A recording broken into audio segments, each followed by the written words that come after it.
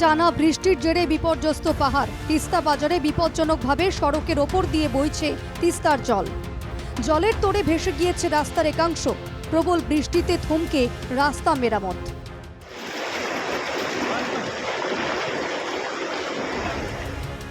রবিঝোড়া ও লিউকোভিডের অবস্থা বিপজ্জনক। টানা বৃষ্টিতে যে কোনো সময় নামতে পারে ধস। বড় বিপদ এড়াতে 10 নম্বর জাতীয় সড়কের 29 মাইল ও ভালুকখোলার মধ্যে যান চলাচল নিয়ন্ত্রণ করা হয়েছে। বেশ কিছু জায়গায় যান চলাচলে নিষেধাজ্ঞাও জারি করা হয়েছে।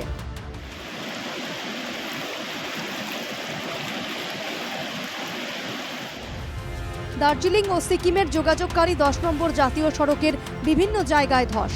বিপদ এড়াতে 10 নম্বর জাতীয় সড়কে যান চলাচলে বেশ কিছু নিষেধাজ্ঞা জারি করেছে কালিম্পং জেলা প্রশাসন। সেতিঝোড়া ও রংপুরের মধ্যে সমস্ত রকম ভারী যান চলাচল বন্ধ রাখা হয়েছে। টানা বৃষ্টিতে ফুঁসছে তিস্তা।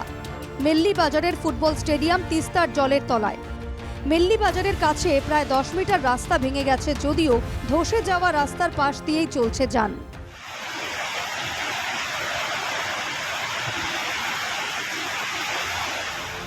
বৃহস্পতিবার সকাল থেকে দার্জিলিংয়ে বিক্ষিপ্ত বৃষ্টি। ম্যাল রোড, চৌরাস্তা, চকবাজার জনশূন্য।